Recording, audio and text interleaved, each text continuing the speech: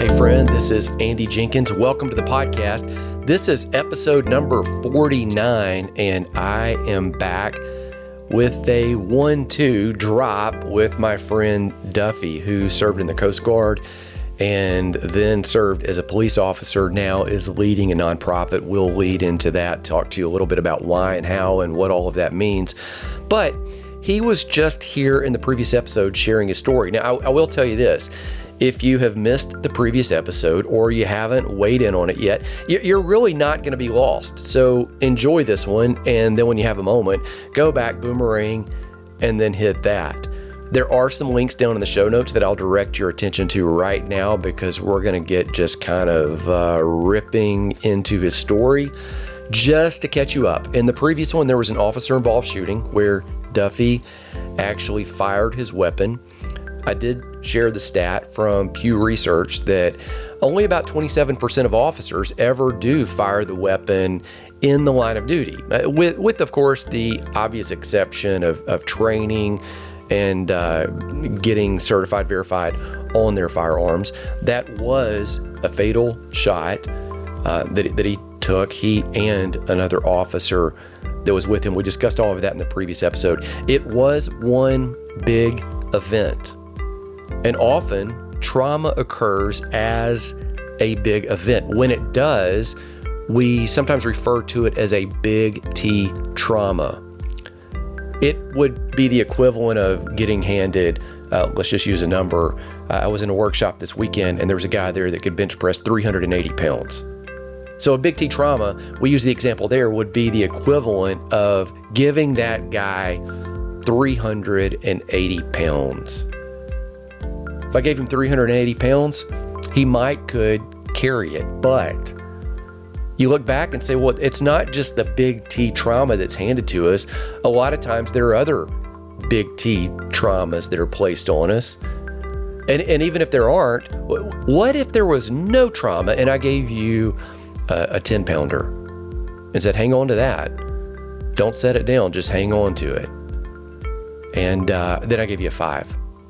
And then somebody else gave you a 25, and somebody gave you a 2, and then somebody gave you a 5, and a 10, and a 50. And at some point, it just keeps accumulating and adding up. And over time, unless we learn how to set some of this down, not act as if it didn't occur, but deal with it in a healthy way that's helpful and moves us forward, it can become detrimental.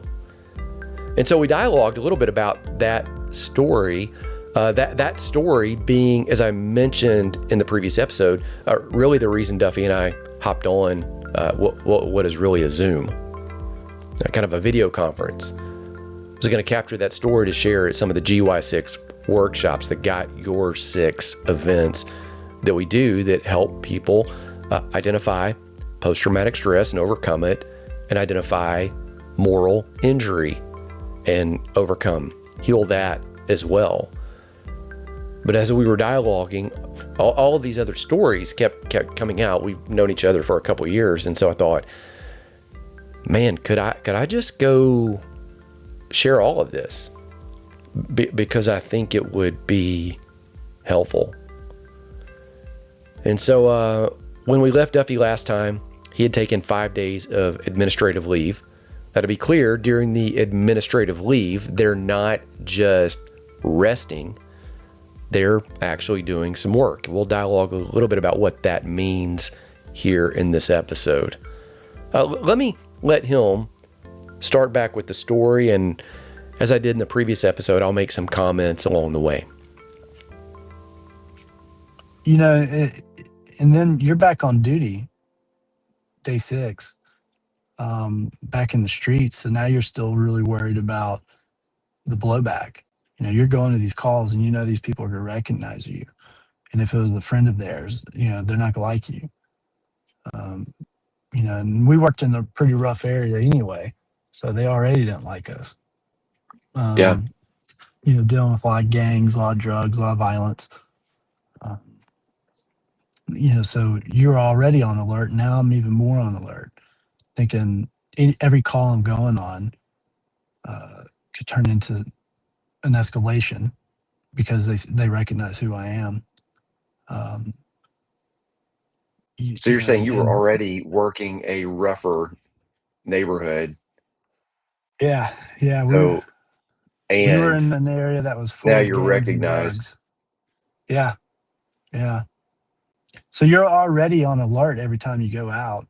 And so we're on night shift, and that's usually when a lot more goes on. Um, so you're already on alert. But now I feel even more on alert, like more, oh my God, this is, it's even more heightened because now I'm worried they're going to recognize me and they're going to attack me, you know, and I'm outnumbered. So yeah, yeah, pretty tough. It was, When did you so when did you get out? When did you decide? so I did 6 years total, 4 years down in Mobile, and I got divorced during that time. I actually, You um, think it was linked to that?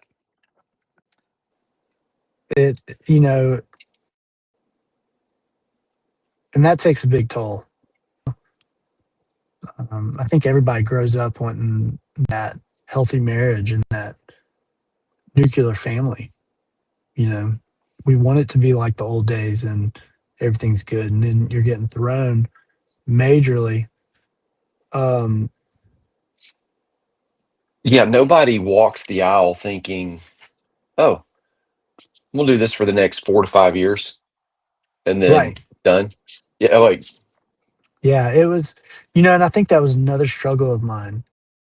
now I went and looked up the stats after Duffy and I talked. The divorce rate for law enforcement officers, it peaks as high as 60 to 75%.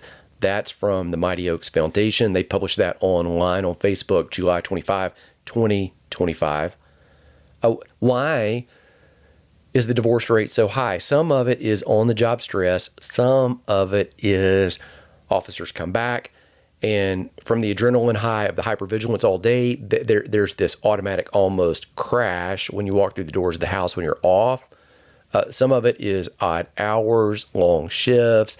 Some of it is just the drift and the disconnect of not being able to necessarily relate to a spouse.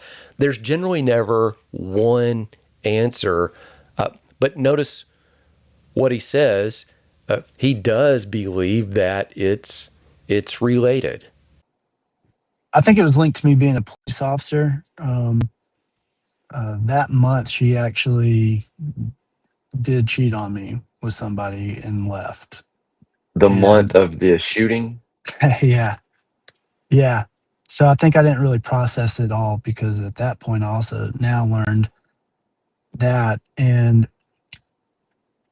in January, beginning January, early February, we're starting to kind of go through the whole proceedings and everything. And in the middle of the night when I was at work, she took the kids and left and went to a completely different state where she was from. And I didn't know where my kids were for about 3 months, Oh you wow! know. Right after the So shooting. yeah, yeah, my kids were my world. They're everything. And um, so all that was being thrown on, and I think now my mind's focused on something else, and I'm still not really processing all that I was dealing with. So I say that to say, I moved back home, knowing I got custody of my kids, and moved back home to have help from my parents because I'm from Alabaster. Um, and then police for a couple years there. Realized I wasn't coping well with my mental health. I wasn't doing well. I was using the wrong coping mechanisms. Um, I just wasn't mentally healthy, and I was starting to see it. And I was like, I can't be a police officer and be this way. It's not fair to the community. It's not fair to my family. Um, So I left policing. Now, at some point, Duffy did quit policing. After 10 years in the Coast Guard, 6 years in law enforcement, 4 in one city, 2 in another, he stopped. Now, that might not be what you need to do if you are in law enforcement, just for clarity. So we're not saying that the solution is for you to stop.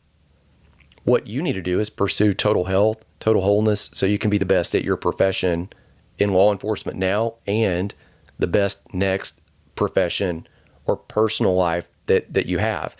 Now, he decided in light of what he had been through, where he had been, and this is a big one, his current obligations as a single dad, he needed to pivot to a different profession. That's not a prescription for everybody. You've got to do you. Just for clarity, that's just what he decided was best for him. And trying to find that journey of healing. Still struggled with it a couple of years after. I really felt like if I just left the job, I would be able to heal better and process, and didn't realize I still was carrying a lot of this baggage and was still coping with it wrong. Drinking a lot, uh, being more promiscuous, really just seeking quick attention, if you will. Yeah, and so I want to say sometime last year, I really just hit rock bottom. In my relationship with the woman I'm dating, just kind Well, you of hit rock bottom in with that relationship? yeah, I really Because y'all are realized together. yeah, and um, really just kind of realized I had a lot of more mental health issues than I realized. So I really came to terms with that. And during all this, I grew up Catholic, grew up going to Catholic school, was very knowledgeable in that realm, but I had turned from God for a while. And I realized that was a big piece missing. So one night when I'd hit rock bottom and just felt I was losing everything, I just had that moment alone with God, just yelling at him and asking why. That I was tired of feeling this way. Just had a great moment with God Yeah. where he answered me. And I felt this relief leave me instantly. Just this pressure and anxiety that I've been carrying just melt away. And it was just unbelievable experience. Something that was just amazing that only God could do. Yeah. And so that really started my journey and getting back into faith and building my relationship. And that's I've had so much success and gotten into so much better place in life. And this was at your house? Yeah, yeah, It's okay. I mean, I'm just yeah, pulling that out because a lot of people think, oh, it had to be in a church building or it had to be at a retreat, or which those can be great yeah. things, but this was just. I mean, it sounds It, like you just had a moment, broke down. Have you seen that movie, The yeah, Apostle? Robert Duvall was in it. I mean, it's probably 3 decades old, but when he yeah, prays, it, he yells at God. He's like, "I'm mad at you," and I mean, but yeah, I went and got the clip from The Apostle, Robert Duvall. Now, he was the writer, director, and star. This is a 1997 movie. He did earn a lot of acclaim, multiple awards. He had a nomination for the Academy Award that year. That was back when people actually cared and watched it. I don't think anybody really does. He won Best Actor from the Los Angeles Film Critics Association, a couple others. At any rate, his wife cheats on him in the film. He loses his position at his church, and this is a prayer that is honest and raw. It's just like Duffy's was. Hashtag my wife that stole my church. That's a temple I built for you. And I'm going to yell at you because I'm mad at you. I can't. Take it. Give me a sign or something.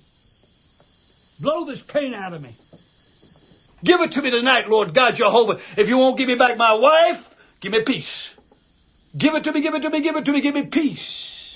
Give me peace. I don't know who's been fooling with me, you or the devil. I don't know. And I won't even bring the human into this. He's just a mutt, so I'm not even going to bring him into it. But I'm confused. I'm mad. I love you, Lord. I love you. But I'm mad at you. I am mad at you. So deliver me tonight, Lord. What should I do? Now tell me. Should I lay hands on myself? What should I do? I know I'm a sinner and once in a while womanizer, but I'm your servant. Since I was a little boy, you brought me back from the dead. I'm your servant. What should I do? Tell me. I've always called you Jesus. You always called me Sonny. What should I do, Jesus? This is Sonny talking now.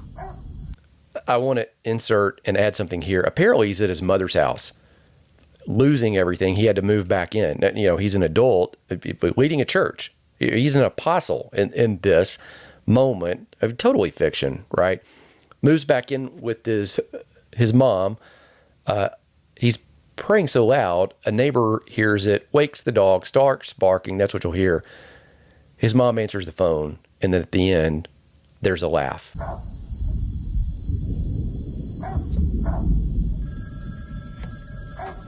Hi. You let me down.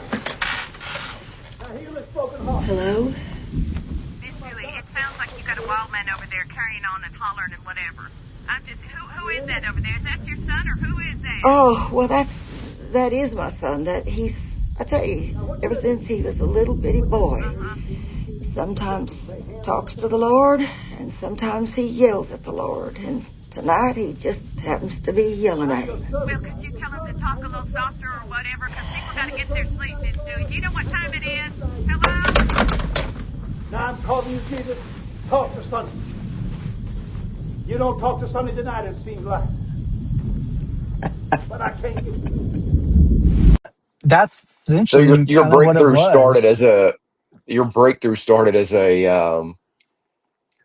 Yeah, asking God yeah, why. You know, like, why yeah. me? Why did you do this to me? You know,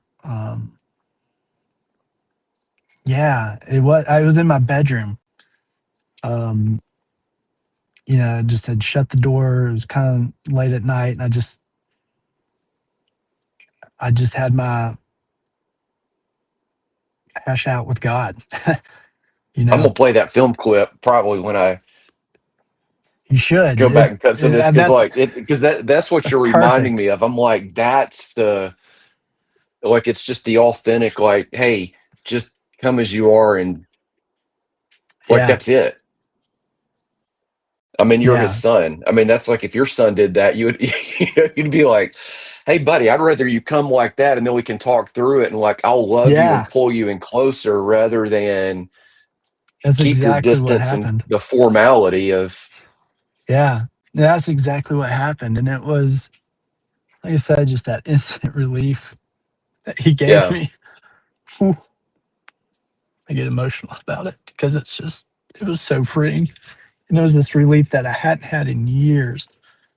yeah, And it was just, oh, I felt normal again. You know, I started feeling yeah. That's normal great. again. Yeah, started able to really process things in a healthy way. And, When was you the know, last this, time you felt normal? Yeah, I mean, normal being a relative oh, term, but like when was yeah, before that? Like was it pre Coast Guard or was it? pre Coast Guard. Yeah, yeah. You know, Coast Guard, we do a lot of search and rescue, and not Yeah, everyone's a rescue. Sometimes turns into body it's recovery. just yeah, it's a recovery. Yeah, and so I had done a lot of those. Um, so that was traumatic, and we suppress it. You know, you dark humor and talk with your buddies, joking about it.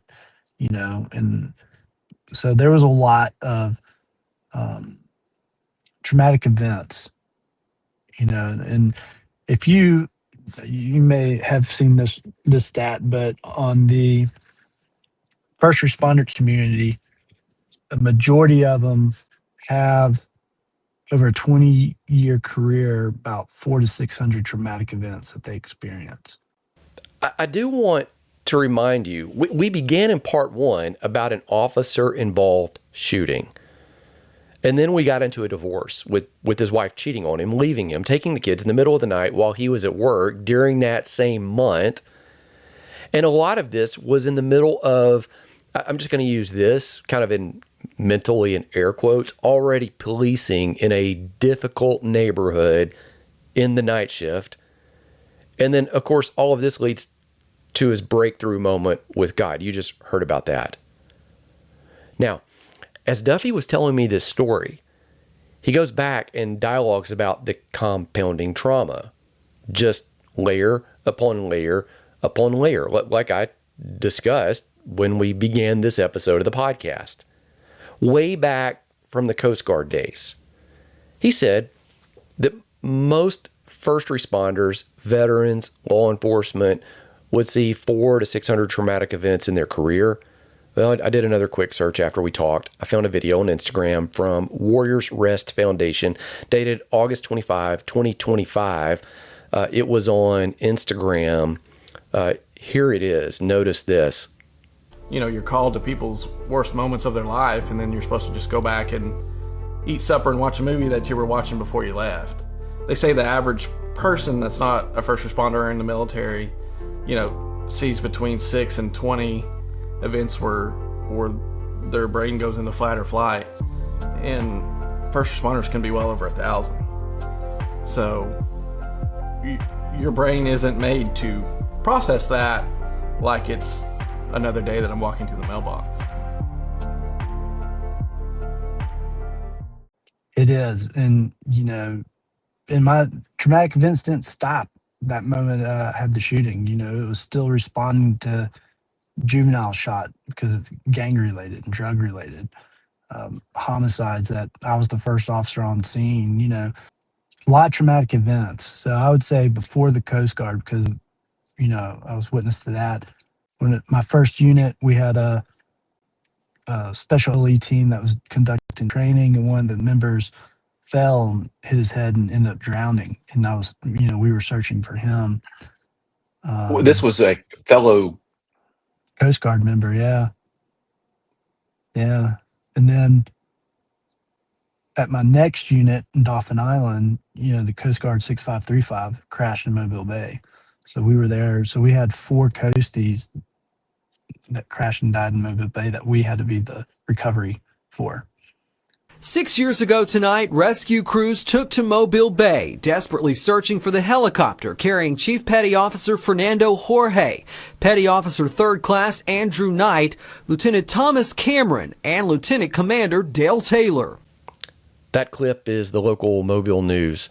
They're looking back on the anniversary of the incident. Here's more from that story. For me personally, it reminds me just how valuable and short life is, and to live life to the fullest. Thank you all for coming. Taylor's widow, Teresa, and one of their sons, along with Knight's parents, were at today's memorial. Well, it's hard, but mostly we look forward to it now because we know it's just the time of year where we get to see all of our Coast Guard family. Teresa chose to stay and raise their 2 sons in the port city. They remained very active on base. They swim on the Coast Guard swim team proudly, and I think they know that that's one way they can make their dad proud, and they know a lot about what he did because they get to visit the helicopters, fly in the simulators, and actually walk the places that he walked. 6 years later, as they remember service before self, Teresa says her thoughts and prayers are also with Officer Justin Billa's family. Right there, they mentioned Officer Justin Billa. Hang on to that. From the minute you get that knock on the door, your world radically shifts and changes. You go from disbelief to just utter shock and then just sadness. But all along, I do believe God is with you and faithfulness supports you. And I just think it's amazing to see the community come out and support, even if it's just to stand on the side of the road and wave a flag, or just acts of love over time add up, and they mean a lot. They're one of you. You still share that bond, that experience. And then as a police officer, in 2018, Billa was shot and killed in the line of duty. And his beat and my beat lined up. So there was a couple times we worked with each other, and 2 days before we recovered a stolen car together. So I was like, man, I just saw him and he was killed. Police officer Justin Billa was killed in the line of duty. This is the local news, Fox 10 in Mobile. He died February 20th, 2018. Officer Justin Billa was shot and killed during a standoff answering a domestic violence call. He had just joined the Mobile Police Department in January 2016, and 6 months later was named Officer of the Month. Family and friends packed Cottage Hill Baptist Church for the funeral. At the end of his watch, a part of that which is America died with him. Billa was eulogized as a hero who talked of his vocation with family and friends. He wanted to be a police officer when he grew up. They were having that conversation one day, and she asked him why. And Justin's reply was this: because I want to help people. Today, a Mobile business honored Officer Billa and Officer Sean Tudor, also killed in action this year. There's the mention of another officer, Sean Tudor. Now, remember him. What's happened is I've asked Duffy about a shooting he was involved in. That was the story he shared in the previous episode, where he thought he was responding to a flipped car on the wrong side of the highway. Responding, he thinks, to an accident. Now, amidst that story, which we originally met to record, he told me about the incident that opened the entire podcast episode, the time when they arrested a drug dealer and the neighborhood who was reeling from the effects of those drugs bowed up and stood against the officers. 100 civilians threatening 5 lawmen. Of course, we got into that story about the internal affairs investigation, the homicide inquiry. All those are standard procedures with officer-involved shootings. We dialogued about losing his gun and his badge for a week, and then his ex-wife cheating and leaving him, taking the kids out of state while he's at work, and the threat of Jesse Jackson coming to town to protest against him and the other officers. And then he starts talking about trauma related to the Coast Guard. A helicopter going down after a fellow Coastie drowned during a training incident. And that leads to a discussion on an officer he knew, Justin Billa, who was killed while responding to a domestic just 2 days after they worked together. And that leads to a story about Sean Tudor, who was also killed in the line of duty. Both of these being men Duffy knew and worked with. All of that from talking about one story. Now, for clarity, I didn't go fishing for any of this. It just came up. It was after the fact, after he and I met, after he told me these stories, that I went back, found the videos online, and began stitching them together, got some facts checked from him to make sure I was on the right page, and now you have it in this narrative form that you hear. But it was all there.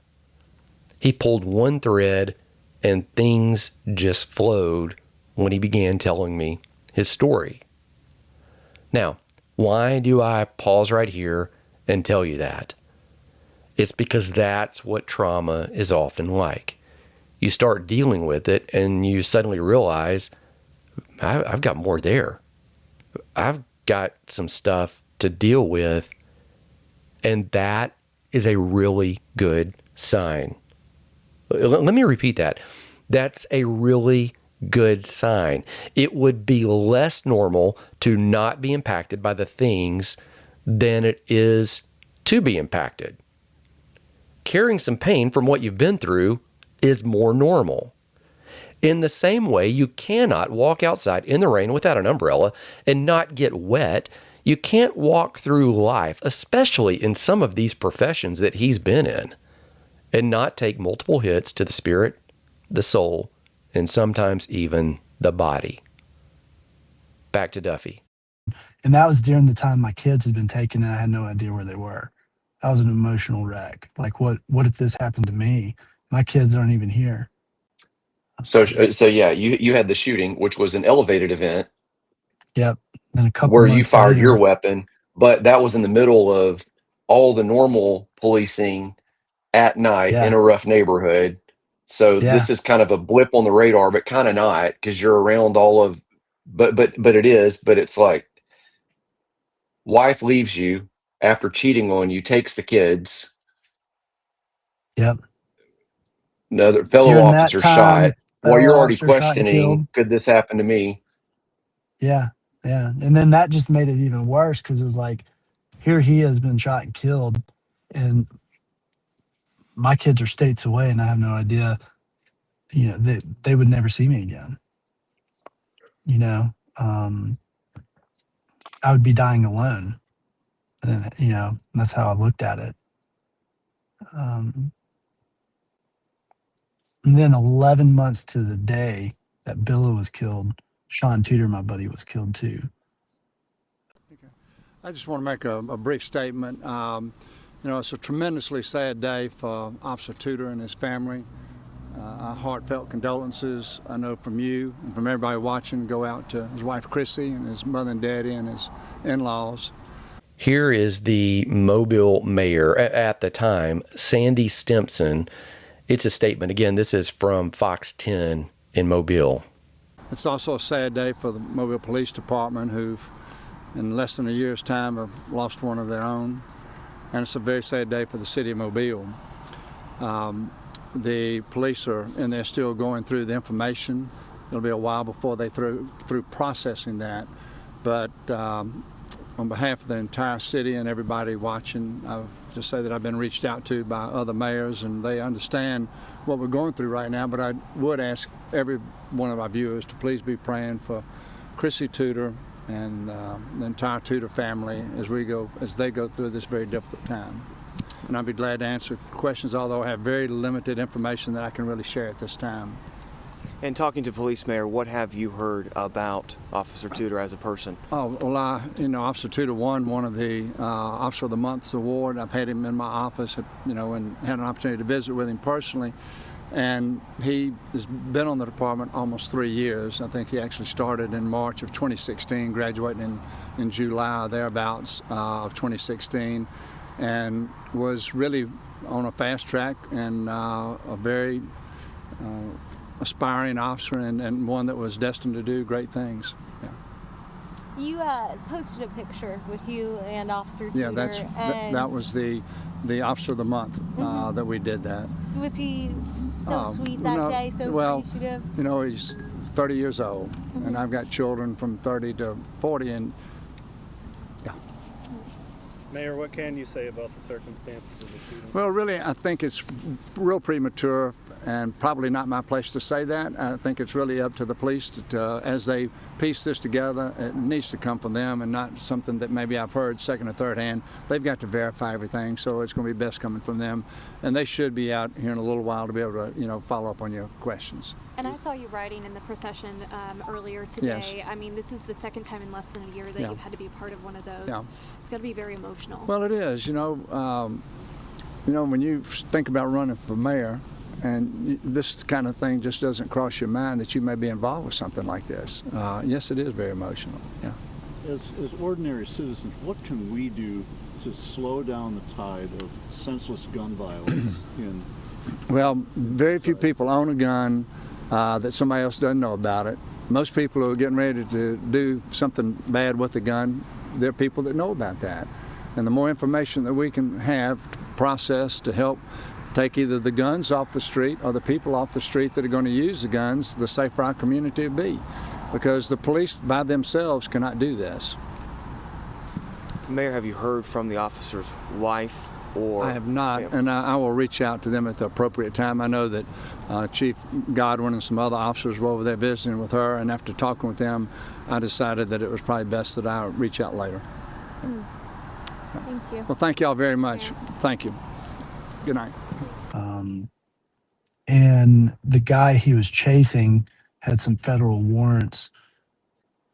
He got put on this crime detail, and we talked about it Friday night when I was getting off shift. I was on day shift, so the night shift had come on, and he and I were talking, and he was telling me about this guy, and how he's so close to getting him. And Sean was a good dude. We were,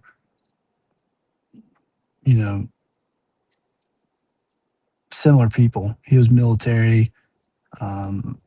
He was an officer in Florida and was involved in a shooting, and came back to where his wife lives, or was from, and joined our department. But so Friday we're talking about that. Saturday he texted me asking me a question, but my buddy and I, David, he was really good friends with Sean as well.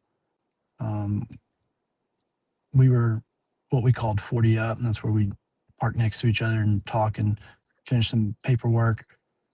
And that's what we were doing. And he was looking at all the precinct map, looking at all the calls, because we just like to see, if something's coming off, if we need to be set up in a certain area. And we saw that, and we knew. And about 30 minutes later, we were told he had been killed.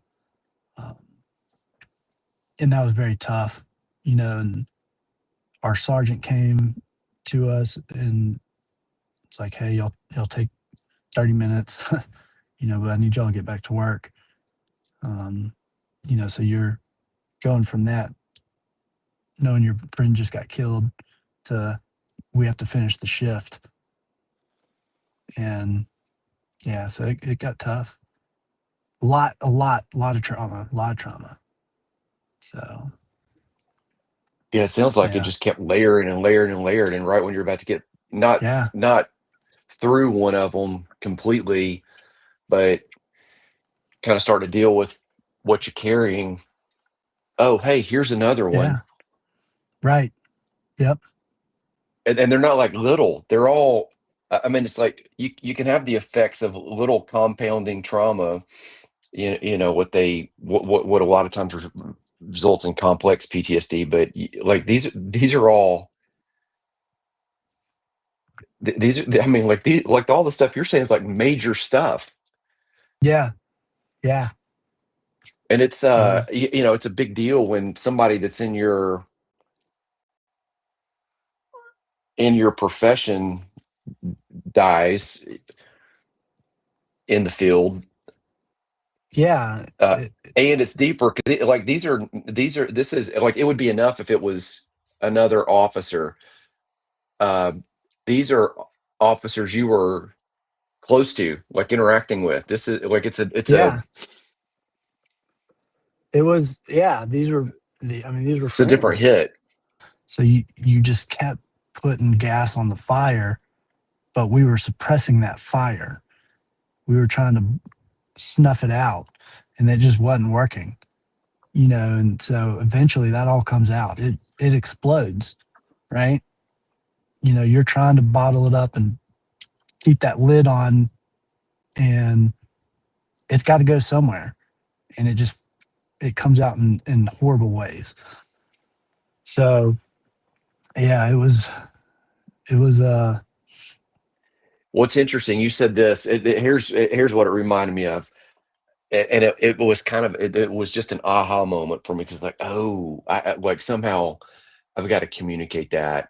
Years ago, I was about 40 pounds overweight.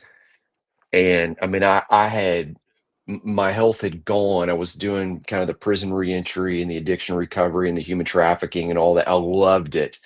And I let myself physically go in the middle of all of that. And so I gained about, looking back over history, it was about 1/4 pound a month for over a decade. And you just do the math, and you're like, it just subtly creeped up. And then, I'm festively plump. I'm no longer fit. Yeah. So I get out of the shower and I look, it's a full length mirror, and I see myself, and I ask my wife, who's kind of, we're at a hotel at a resort, just kind of around the corner, but like, like there's not a door there, because now, and so like we're talking, I say, hey, do I need to lose a little bit of weight? So I got to have a stitch of clothing on, completely naked, looking at myself, full length mirror. And then you turn to the side, there's another full length mirror. And I'm like, golly, because I've been envisioning myself as the fit version of me that, Right. You didn't see the guy in the mirror. I was seeing myself more like I am when I was in college and like I am now than I was then. Yeah.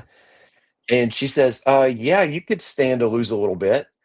And so I'm like what, like 5 or 10 pounds? And she goes, more than that. And we talk all the way down in 5 to 10 pound increments to where it's basically, I could stand to lose at least 30, probably more pounds. Okay. Yeah. Until that time, I had not paid attention to it. Like I didn't even see it. Yeah. And yet I see myself physically every day, but I didn't see it. You get those Okay. blinders on.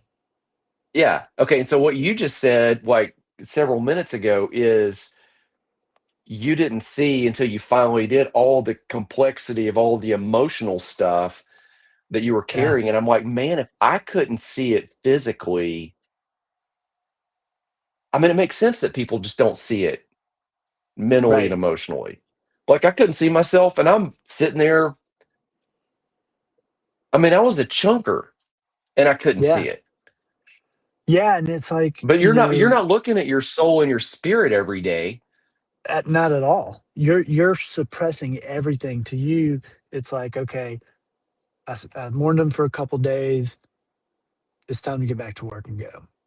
And you don't process. And like you said, you're not looking at yourself internally saying, how's this really affecting me? Yeah. We can't judge ourselves physically, much less. Yeah. Yeah. This leads me to a question. Who can see what you're really like? If you and I can look in the mirror and can't actually see what we look like in the mirror, but we know that something's there because we, tend to hide. Who can see? Well, it's the people closest to you. It's the people who have your 6. So you must let people in close, and ideally you have people who are in close, in relationship, watching, walking with you before you actually need them. Yeah. So, and that's where I think the mental health aspect really to be more in the first responder community, more acceptable. So many officers are afraid that if they say they're struggling, they're going to have their badge and gun taken away and they're going to lose their job. But they're taking that same trauma and mentality of pull your bootstraps up and go and ignore the mental health. So then they go into a job where, overseas they're hypervigilant, they're, constant worry. Over here, they get to relax. But as a police officer, you're here all the time. You don't get a break. For some clarity right here, here's what he means. Veterans go and serve, generally far away from home. Officers, law enforcement, first responders, all of them for that matter, you are in the area where you serve almost always, and it can feel like you're almost always deployed. And law enforcement, you have a whole different set of rules of engagement than active military. You're always I was talking to a trainer. I said, man, do you live here? He's like, no, I've got small kids.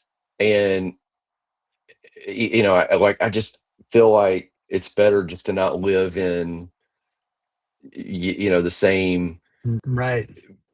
The same area you work. Where I'm working. And so, I mean, he lives pretty close, but I mean, it's down the highway a little bit. And he said there's other guys that do that and they're fine with it. And they're pulling over guys that, I went to high school with this guy. He goes, like, for me, like right now, it's just, I'd prefer just to kind of be able to do the job and then leave and then come back to work. Yeah. And that's a great point because I, like I said, so I arrested a lot of people. It's like, okay, well now they think I'm an easier target. Pay close attention to this. Off duty, out with his kids. No badge, no backup. He might be carrying a gun, probably is concealed. He feels like he's an easier target. And since he's walking through an area where he works and lives, he feels like he's always having to look over his shoulder. So notice what he did.